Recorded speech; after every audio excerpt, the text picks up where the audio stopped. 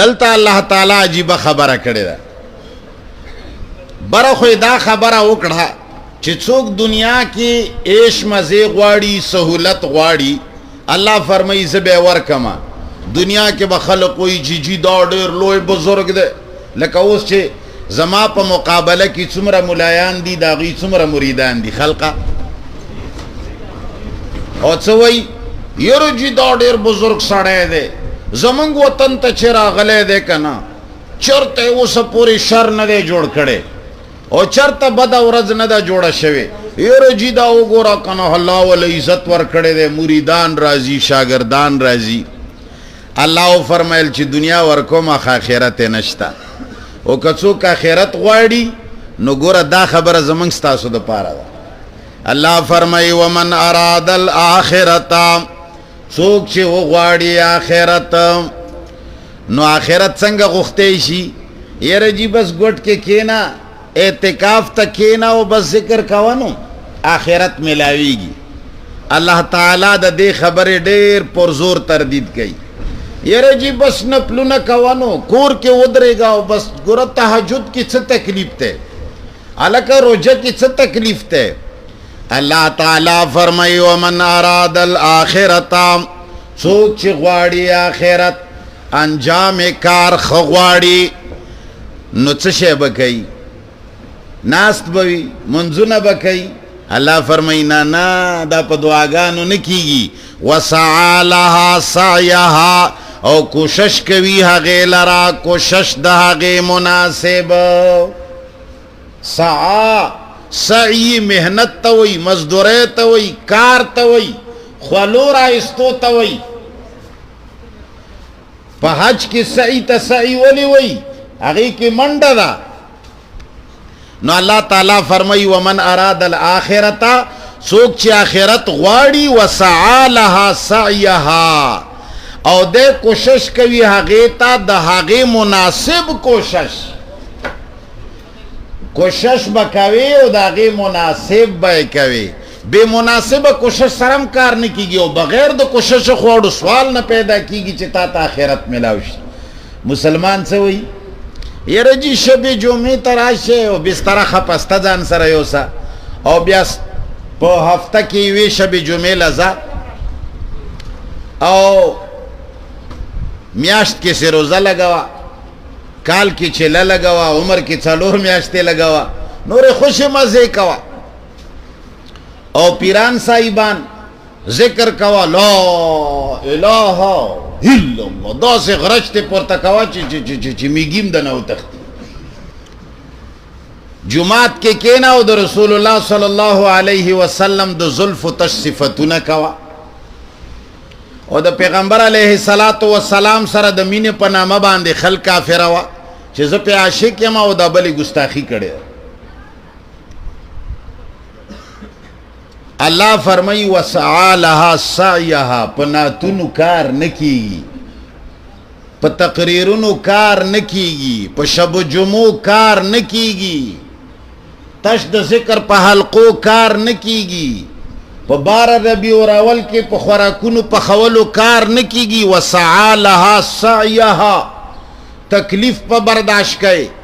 کله بدر پس خلق را پاتسی کله بدر ته خلق کافر وای محمد مصطفی سره څه شوی دی او بیا خلق څه وای یره جی هغه خو کافر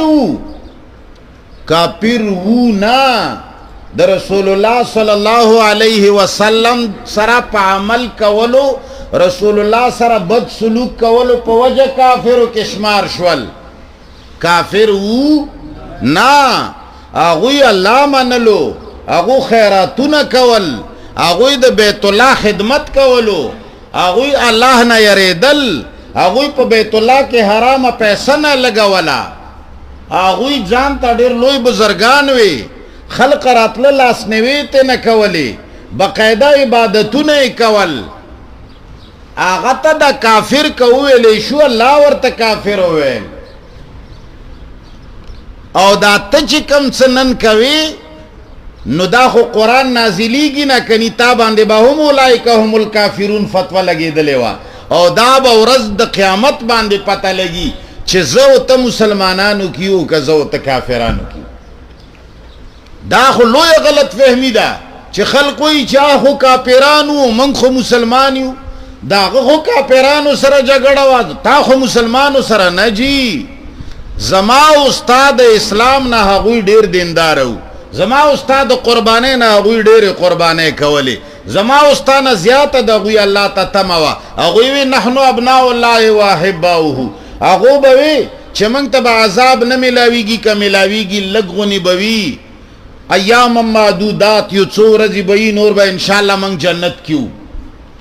دا خو الله پاک ورته وی چې تاسو د پیغمبر سره کم خوی وکړو کم عادتونه مو وکړو کم وضعیت مو ساتلو پیغمبر سره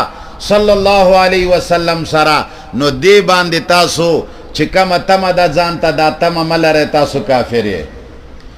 او زما او ستا پته به ورځ د قیامت لګي تا هم څه کمی نه دی پرېښی چې څه هغوی کول هغه ته کوي ومن اراد الاخرت او څوک چې غواړي آخرت وسعى لها سعيها او کوشش کوي هغې لره د کوشش د هغې مناسب وهو مؤمن او د مؤمن وي د الله اقدار او قانون منلی وي مسلمانه تا اول مؤمن یې نه تا اوسه پورې د الله قانون نه دی منلی ته خو تر اوسه پورې د انګریز قانون منې ته خو لا تر اوسه پورې جمهوریت کې منډې وهې مولانا صاحب ته خو اوسه پورې د مولا او د شیخ او د بخاری او د مسلم او د ابو داود او د ائمه کرامو د بزرگانو دین منی تا خو لا تر اوسه پورې د الله قرآن ته مخ هم نه دی اړولی لا د عوام هم ته نه دي خبر کړي چې د الله په قرآن کې څه دي نعتونو نه خبر دي شعرونو نه خبر دي خو دین نه دي خبر په دې به انشاءالله سبا خبره کوو نن د هوا ډېره زیاته ده الله دې وکړي چې سبا ورځې موسم ښه وي الله دې موږ معاف کړي وصلی الله تعالی علی خیر خلقه محمد و آله و صحبه اجمعین یا الله د حاضر جمع ایمان کامل نصیب کا زمونږ ټولو ګناهونه معاف کا څوک راغلي دي قدمونه نکې تلو کې واچوه یا الله موږ چاته سوال نشو کوی ربه زمونږ د جومات په خپل فضل و کرم سره جوړ کا یا الله زمونږ دپاره د هر طرف نه پروردگار عالمه زمونږ حفاظت وکا زمونږ ملګرتیا وکا څوک چې زمونږ پر اشتیا او ملګرتیا کوي ته ملګری شه ربا چې څوک زمونږ مخالفت کوي ته ورته هدایت وکا او که د هدایت نصیب یې نه وي ربا په لوی تورې غوڅ کا اللهم ربنا